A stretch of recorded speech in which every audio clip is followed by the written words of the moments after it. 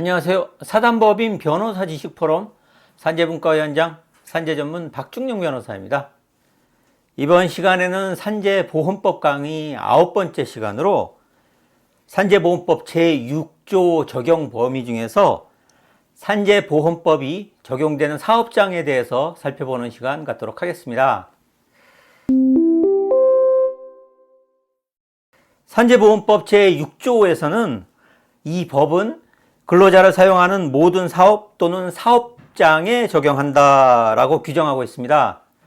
근로자를 사용하는 사업 또는 사업장이어야 하기 때문에 근로자를 사용하지 않고 사업주 홀로 사업을 영위하는 경우에는 당연히 이 법이 적용될 수 없고, 다만 중소기업 사업주로서 공단의 승인을 받아 자기 또는 유족을 보험급여 수급자로 해서 보험에 가입한 경우에는 근로자를 사용하지 않는 사업 또는 사업장이라도 예외적으로 이 법이 적용될 수 있습니다.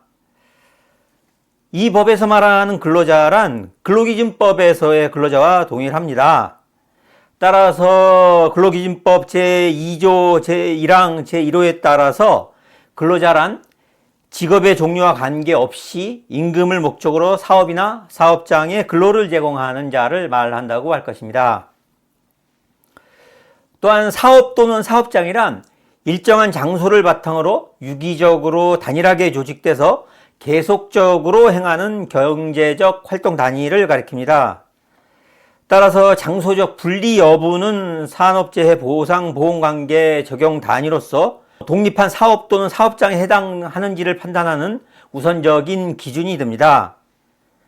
다만 사업에 수반되는 업무상 재해의 정도에 따라서 사업주 간 보험료 부담이 공평해야 하는 산업재해 보상보험제도 고유의 특수성과 법의 취지를 고려하면 비록 장소적으로 분리된 복수의 경제적 활동 단위가 존재한다고 하더라도 이를 동일한 사업주가 운영하는 경우에는 각 조직의 규모, 업무의 내용 및 처리 방식 등을 종합해서 각 단위별 경제활동의 내용이 보험가입자의 최종적 사업 목적을 위해서 유기적으로 결합되어 있는지, 장소적 분리가 독립된 별개의 사업 또는 사업장을 두어야 할 업무상 필요성에서 기인한 것인지, 각 경제적 활동 단위가 전체적으로 재해 발생의 위험도를 공유한다고 볼 수 있는지 등을 추가적으로 고려해서 독립한 사업 또는 사업장에 해당되는지를 판단하게 됩니다. 이 법에서 말하는 근로자란 근로기준법에서의 근로자를 말한다고 앞에서 말씀드렸습니다.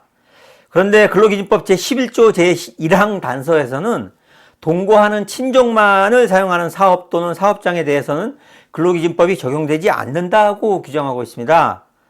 이와 관련해서 동거하는 친족만을 사용하는 사업 또는 사업장에도 산재보험법이 적용될 것인지 문제됩니다. 그런데 산재보험법 제5조 제2호가 준용하는 것은 근로자란 직업의 종류와 관계없이 임금을 목적으로 사업 또는 사업장에 근로를 제공하는 자라고 규정한 근로기준법 제2조 제1항 제1호이지 근로기준법의 적용 범위를 규정한 제11조 제1항 단서까지 준용하고 있는 것은 아니라고 할 것입니다.